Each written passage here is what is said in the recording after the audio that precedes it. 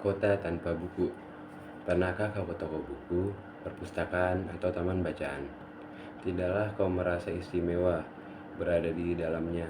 Di sekelilingmu ada berbagai tokoh dari dunia nyata dan khayal, tempat yang pernah kau kunjungi yang belum, informasi dan cerita dari masa lalu, masa kini, dan masa depan. Semua berpadu, semua berada dalam genggammu. Saat berada di antara buku, tidakkah kau merasa menjadi raja dan ratu? Ruang dan waktu seolah menyatu tanpa batas. Kau bisa terbang,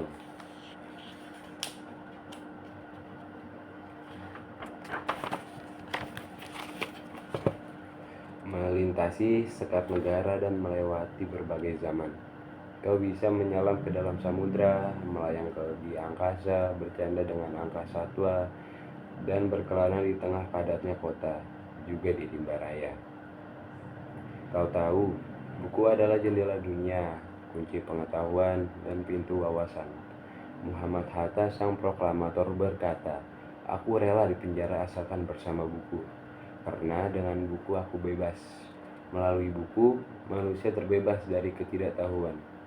Tempat-tempat yang dipenuhi buku adalah harapan berkembangnya pengetahuan dan wawasan. Apa jadinya jika kota tanpa buku? Pantaskah dia disebut kota? Di kota itu mungkin kabar datang dari sumber lain, dari koran, televisi, atau internet. Mungkin informasi dan cerita datang dari cerita nenek moyang, sebagai dongeng-dongeng sebelum tidur.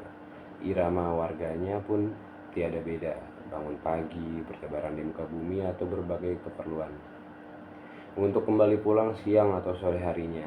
Setelah itu mereka berangkat tidur dan memulai lagi hari berikutnya. Semua serupa. Di kota itu mungkin ada bangunan bernama perpustakaan. Di dalamnya buku-buku berderet dalam rak tak terjamah. Tiada tangan meraih dan membuka halaman demi halaman dengan sukacita. Mungkin juga ada tumpukan buku di sudut-sudut sekolah yang sepi dan berdebu. Jarang dikunjungi, jarang dibaca. Buku-buku di sana teronggok tanpa nyawa. Bagaimana dengan kotamu? Mungkin kau tinggal di tengah kota yang megah, atau di gang sempit, di desa terpencil, atau di sisi pesisir, atau di kaki gunung. Adakah perpustakaan, taman bacaan, atau toko buku di dekat rumahmu? Jika ada, apakah tempat itu menjadi wadah berkumpulnya anak-anak dan warga, menjadi pusat berkembangnya wawasan dan pengetahuan, atau hanya menjadi pajangan?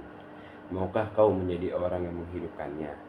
Kau bisa mengunjunginya dan mengajak teman-teman membaca dan berbagai cerita di sana. Menjadikan tempat itu sumber kegembiraan dan pengetahuan.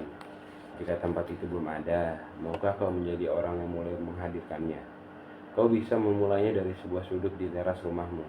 Ajak teman-temanmu memulai langkah baru. Jangan biarkan waktu berlalu tanpa buku. Siapapun dirimu, bersahabatlah dengan buku. Dia akan menjadi teman setiamu sepanjang waktu.